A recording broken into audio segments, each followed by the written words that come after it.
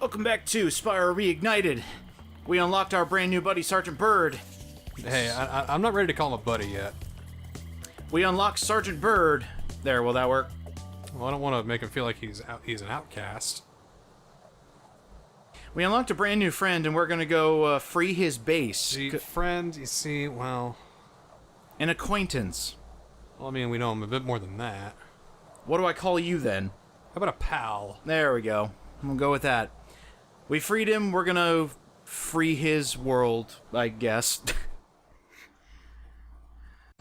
Sergeant Bird has a unique playstyle.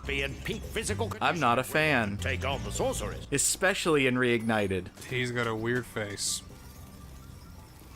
Here he is. Now, I should say we finally hit a point where I haven't... I think we've crossed the point where this is all new stuff to me. Good. We didn't do it last time, we've definitely done it now. We couldn't put up an effective resistance. Well, now you know what to look forward to. The squad was captured, and We need to save hummingbirds. His tongue looks like it's just stuck in his throat. His? These are all girl hummingbirds. Well, I can't hear shit, so can you turn it up a little bit so I can hear? Yeah, maybe. Let's blare it! Here's what Sergeant Bird can do. It looks like he's using his feet to fly, and that just raises so many questions. Yeah, Toys for Bob, this is another one that I don't exactly agree with. You got the homing missiles down pat. These things never miss. But, the flying is atrocious. I hate it. And, yeah, it didn't get better with age. I mean, I could at least control Sergeant Bird back in the day. But I have no idea what you did with this one. You know, for the first time, this game feels dated. The buddies aren't timeless, because look at that.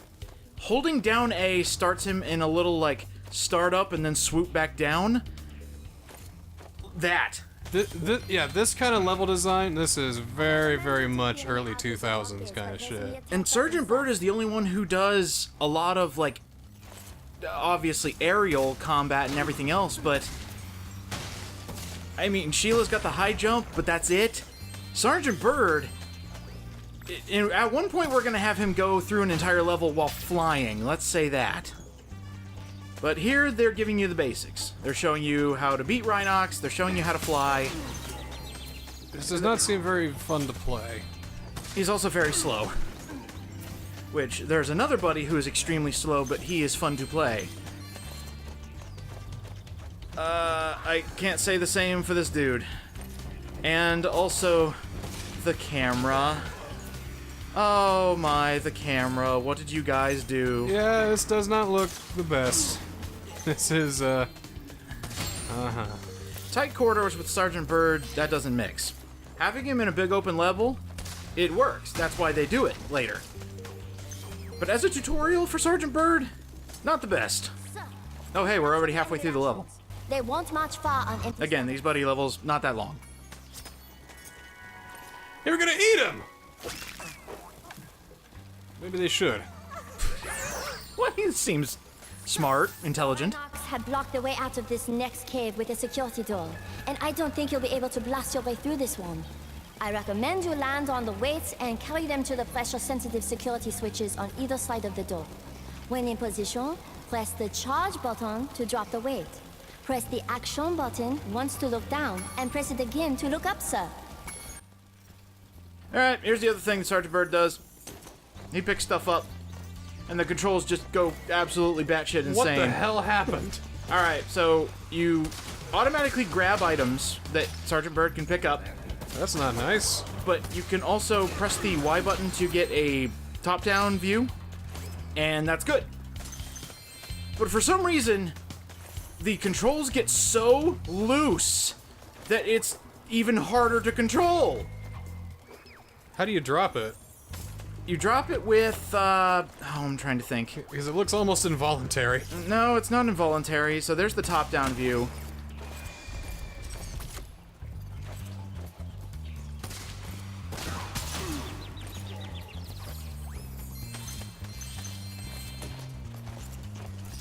Oh, here we go. You ever tried to lift an anvil with your toes? No. I have, it's easy. I'm glad they represented it quite well in They this game. represent the anvil lifters with feet. Hey, my toes can bench 300. The rest of me, nah. My feet, yeah. Fingers can't lift a marshmallow. Toes, I can lift a building. Damn, dude. Oh, there's 2. So what's up, baby? You want my digits? Haha! Hey, Ha-ha! Hip hip hooray! Permission granted. Cheer for me, for I am Sergeant Bird. You didn't really have, like, fingers or toes. I mean, how do you... He just flaps around. Like this hummingbird. We're almost there, and I'm right behind you. Uh-huh. Oh, you got guys shooting plungers. That's not nice. So they don't have arms, but they definitely have warfare and military hierarchy. Birds versus the Rhinox. You know what? That's kind of neat.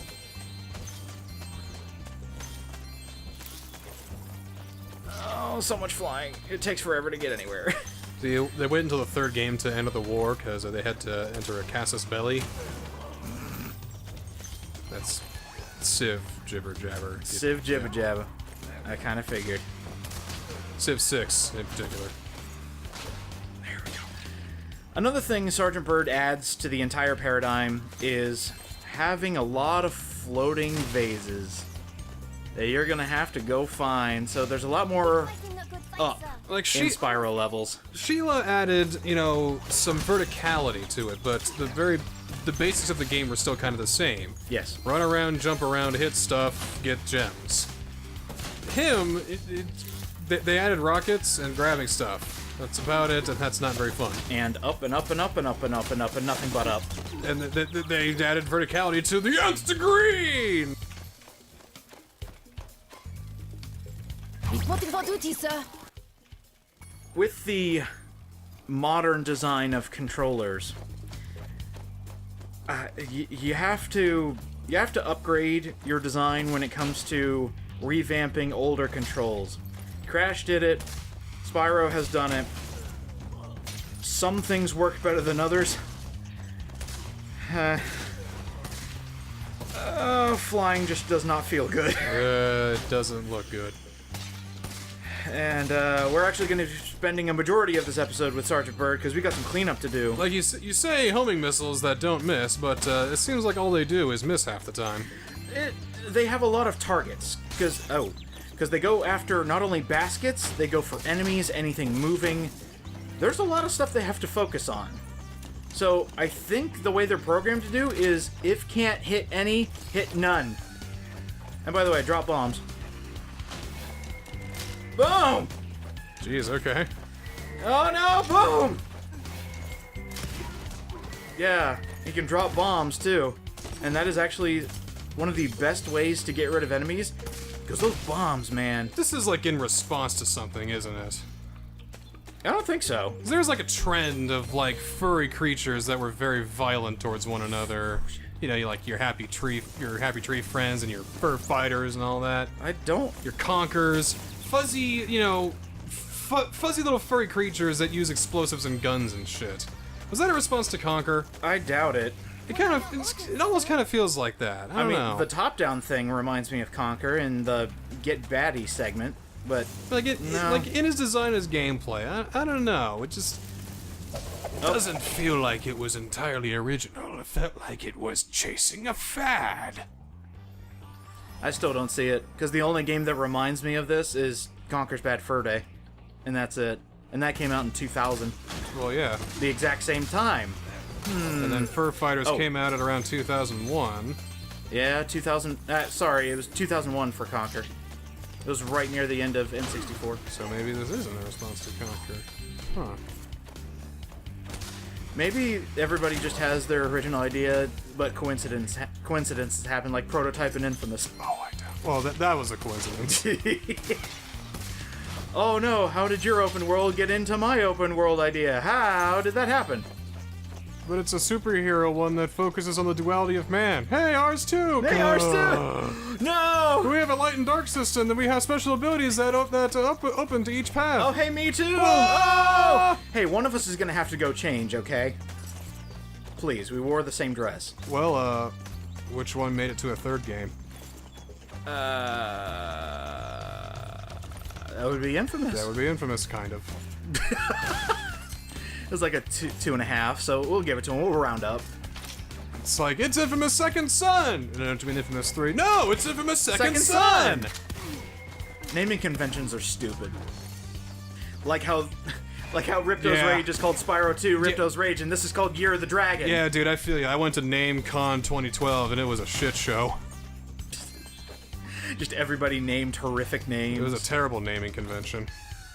Oh, man! NameCon. NameCon. 2019. Making it. First...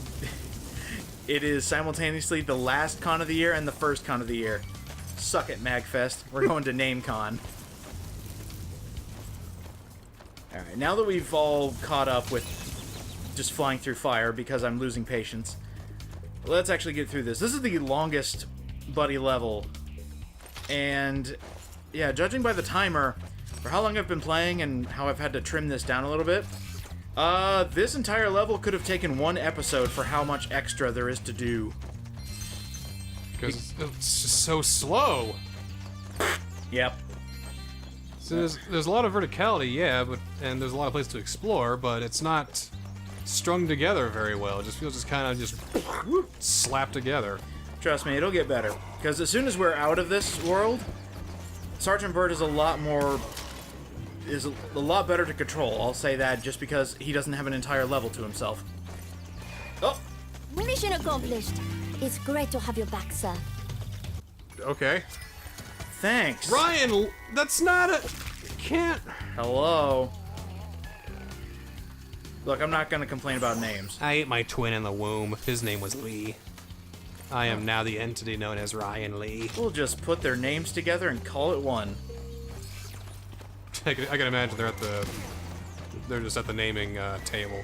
It's like, is it Ryan or is it Lee? It's like, I don't know, it's all smudged. The original design documents are smudged. Is it Ryan or Lee? I can't tell! Is it both? It can't be both! Is it Ryan or Lee? Yes. Do we put a hyphen in there? You can't put a hyphen in there! There's no hyphen! And here's the surprise. Whoa! Look at that! More verticality. Oh, bird bombs. Bomb all treasure chests. So we have now done the skill point and the achievement for this level. Good. So now as soon as we free this last hummingbird, hopefully, we'll have everything and then we could leave. Hey, you want to see something that's not supposed to happen? Her wings are going way too slow in that animation. Hope that you can... Oh, there we go.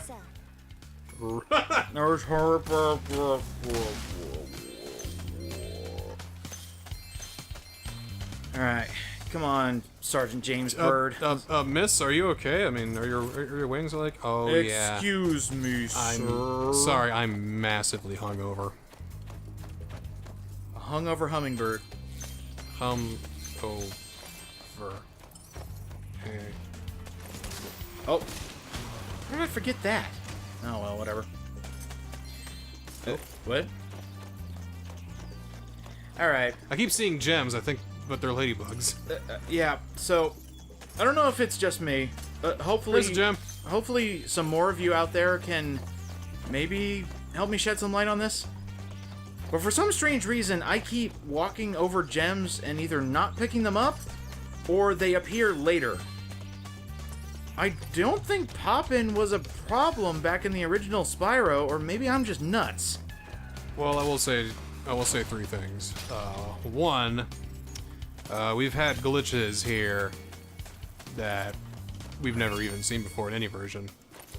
Two, maybe Sergeant Bird is just too fat and dumb to pick up the gems like he's supposed to. Or three, maybe Enter the Dragonfly is just following you from game to game. God, if it follows me for the rest of the year, we're gonna have an interesting rest of 2019. Can't wait till you fuck up Death Stranding. Kojima, I fell through the floor! What do I do? He goes, I know the problem. He just takes your PS4 and walks away. Well, fine, your game only gets a 7 out of 10, like it deserves. I'm allowed to pass judgment on something that hasn't been released yet. I love the 7 out of 10. It's just positive enough to be neutral as hell. I don't have to give any opinion, just say it's 7 out of 10 and that's good enough.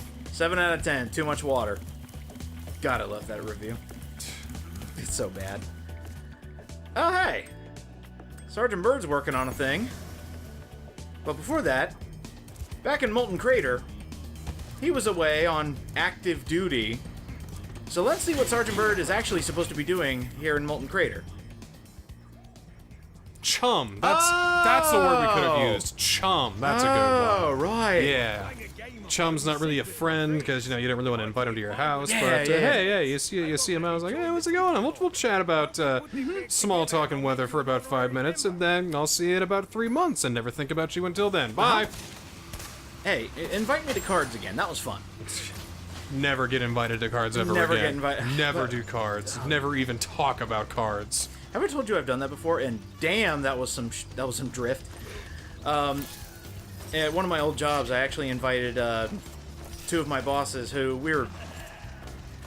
I want to say friends, but I don't know if that's chums. Okay, we were chums. Your chums. Invited them over, and yeah, we played cards. And that's just something you see out of like a movie, but never see it in reality. At least I don't. She's like, oh yeah, I invited my bosses over for a friendly game of cards, and yeah, I lost all my money. All I was willing to lose, of course. So, a dime? I don't know. It was like $20 buy-in or something like that. Jeez. Hey, they were bankers. They played for keeps. Fuck.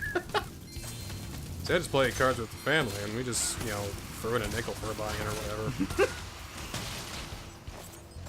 You know, I kind of want to invite you the next time my family does a card game, because that's a $20 buy-in, too. Oh, dude. Play for keeps. Oh. Come on, I want to see your poker face. Oh, that's not the issue. Yeah, I just don't think I'll be invited back. Because you'll smoke them? Or what are you thinking? I don't think I had... let's just not. Let's not do this. Fine then, I'll play you in cards, and I'll judge based on that. Yeah. I will probably say something that will get me kicked out. Like what? Like you cheating fuck, or something else? I'll think of something. At least you'll have a better poker face than my mom. I played cards with her one time, and she got her first hand, and she was like, "Woo! Getting a new pair of shoes!" Mom, Fold. It's not a poker face. She had nothing, by the way. So she might have the best poker face out of all of us, or maybe she's just really bad at encasing emotions when it's the most important. But it was really funny. So, well, what kind of poker do you play? I'll hold them mainly. Yeah, well, we got like a whole bunch of fun little card games. You ever played Spit? No. What is that? That's fun. And we played. There was night baseball and day baseball. Just a whole bunch of. Is it like ERS? Because that's a violent game. Yeah, well, not really, but just just a lot of little fun little card games. It just Anyway, one of the games we play is 31. You know that game? No, tell me about it. That's pretty much a game where you get 3 cards and you try and get the highest suit. So, let's like you have an ace of spades, a 10 of spades, and a jack of clubs. Your total is 21. Okay. But I go ahead and play down, an ace of hearts, and 10 of hearts, and a 9 of hearts. And 30 is my total. So because I went down, I can't draw, but you have a chance to get 31, so you can draw a card and hope that is either another spade. And if you lose a coin. If you lose up to 5 times, then you're out. Winner gets the pot, and everyone puts in $1, and 7 of us play. That's a nice, good $7. That'll get you a nice meal on the way back home. Cool. All right, we have managed to do all the eggs in Molten Crater, and now we have all the gems. And now I want to gamble. We're missing one thing: the skill point. Oh. Yeah, they're not exactly forward with how to get the skill point, but I left and came back, and I rearranged, or at least put all the heads close to one another. That's the skill point. What? Put all their heads next to one another, and then they do a little dance. And then that's it. Okay. Yeah, okay, so that's that. We're done with Molten Crater. But we're not done with the episode yet. Oh, we're not. I was getting ready to We're doing a cleanup episode, which means there's one level we haven't gotten in Sunrise Spring, because it wasn't open until we beat the first boss. So might as well hit it while we're here.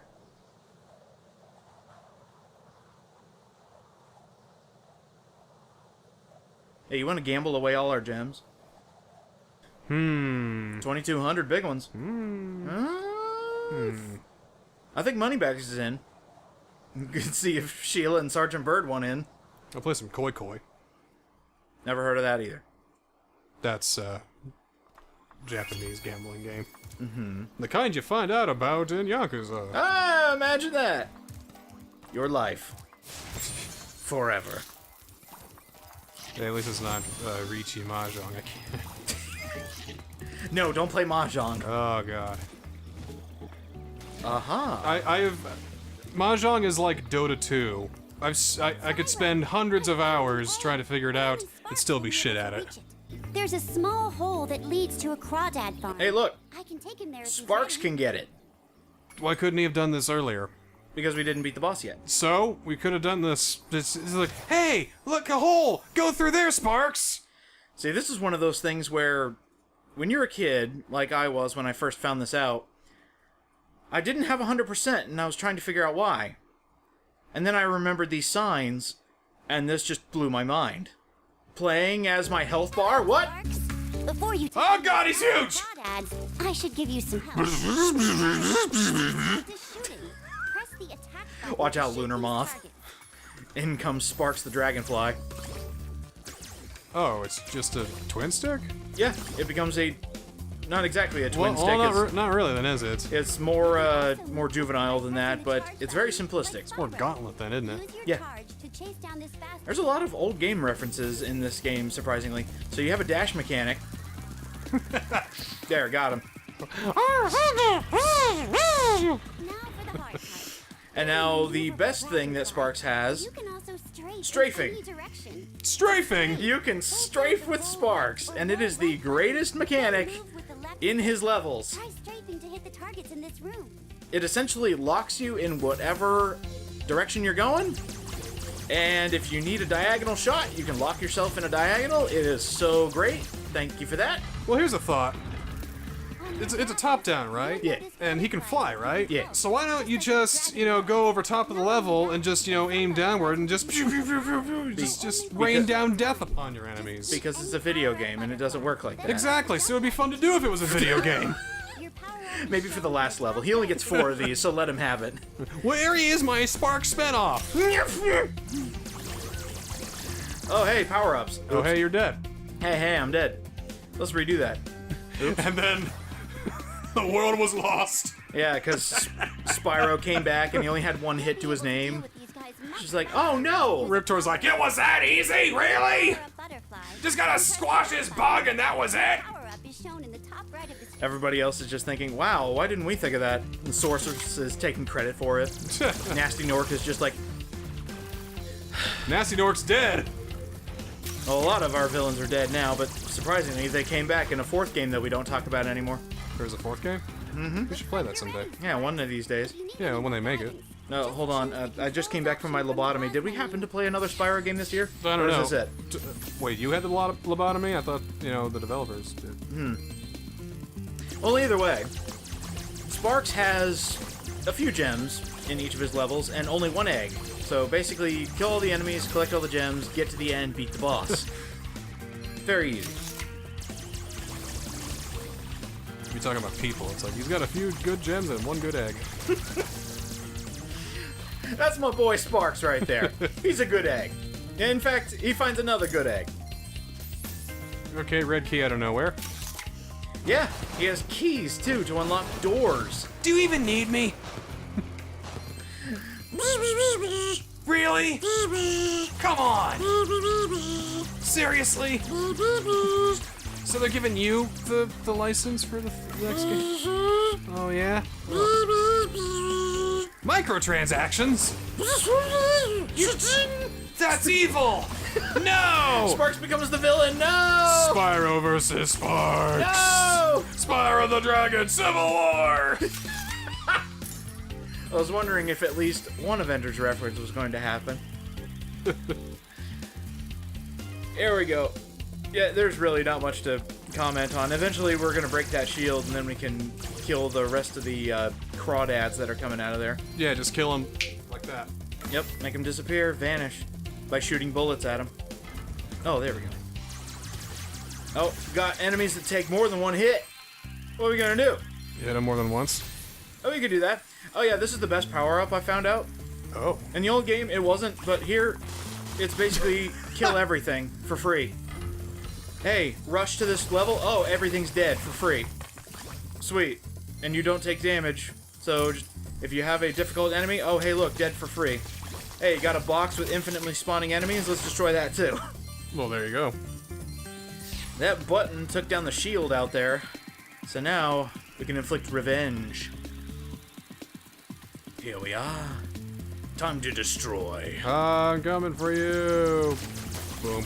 Oh, Hey, we did it. that was a little anticlimactic. Just a touch. No, just wait till we get to the boss. Alright. There's a boss, so now I'm being spoiled. Sparx has a few different power-ups you can pick up from different colored butterflies, and this one's probably, in a sense, the best, because he has, like, different powered shots that, like, split into other shots. So you could just rain down blows. This is like your idea. If he could float just a little higher, just rain down death. Just add a Z axis or something. Oh, here we go. Hey, it's the boss. King Crawdad. Okay, now I'm getting Zelda flashbacks.